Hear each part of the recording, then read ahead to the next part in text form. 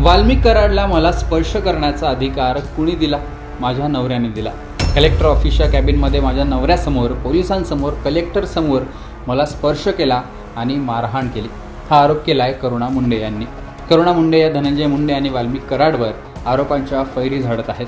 कोर्टाने पोटगीबाबत निर्णय दिल्यानंतर बीडमध्ये आपल्याला जिल्हाधिकारी कार्यालयात मारहाण झाल्याचा दावा त्यांनी केला आणि ही मारहाण धनंजय मुंडेंसमोर वाल्मिक कराड आणि गुंडांनी केल्याचा आरोपही करुणा मुंडेंनी केलाय. वाल्मिक कराड और कोण? सगळ्यांच्या आका ते आहे.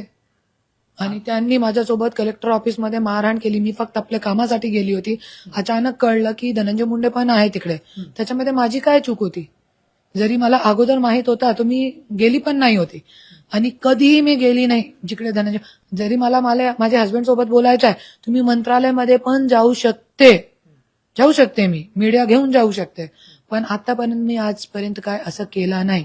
माझ्या कधी बोलायचं आहे तुम्ही त्यांना कॉल करते, पण तो लाईटली घेतात की नाही बोलू करू हे ते. त्यांना काय गरज नाहीये ना माझी आज. त्यांना माझी काय गरज नाही आज. का म्हणून का गरज नाही असं का म्हणताय? ते मी पास झालेली आहे ना. आज माझ्याकडे काय, माझी वय 45 आहे. काय भेटणार? 45 वर्षाची आहे मी आज. ते पुढचा विषय आहे त्याच्यावरती मी पुढे बोलणार आहे. आज ते वेळ नाही. वाल्मिक कराड धनंजय मुंडे की परछाई है. उनने खुद ने बोला है मेरा व्यक्ति है. मीडिया पे बोला है ना उनने की वाल्मिक कराड मेरा माणूस आहे, माझा माणूस आहे. याने ठोकपणे बोललेलं सांगितलेलं आहे त्यांनी. त्यांची परछाई आहे सगळ्यांच्या. धनंजय मुंडे कुछ भी नहीं, विचार भी नहीं करता है, सब वो करता है वाल्मिक कराड. और मैं तो बोलती हूँ वाल्मिक कराड जैसे व्यक्ति को जेल से बाहर निकालना भी नहीं चाहिए कभी.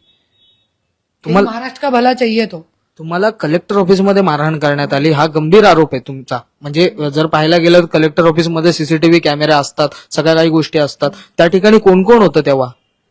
कलेक्टर मॅडम होती, धनंजय मुंडे होता, हो खूप सारे लोक होते. 2-3 हजार लोक होते तिकडे. त्यांच्या समोर हे संपूर्ण घडलं. हा पोलीस वाले होते, सगळे होते.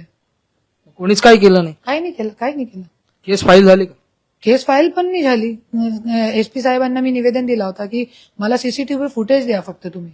RTI पण टाकली आणि दीपा मुधोल मुंडे मॅडम आहे त्यांना पण मी निवेदन दिलेलं आहे. मला सीसीटीव्ही फुटेज द्या.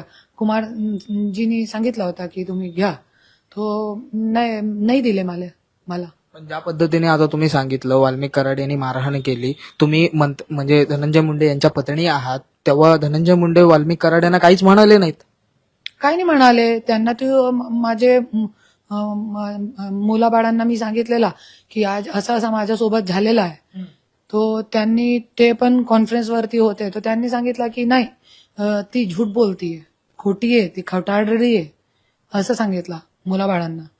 पण ज्या वेळेस सीसीटीव्ही फुटेज येईल तो वेळे मला मुलाबाळांना पण कळेल. यायला पाहिजे असे सीसीटीव्ही फुटेज.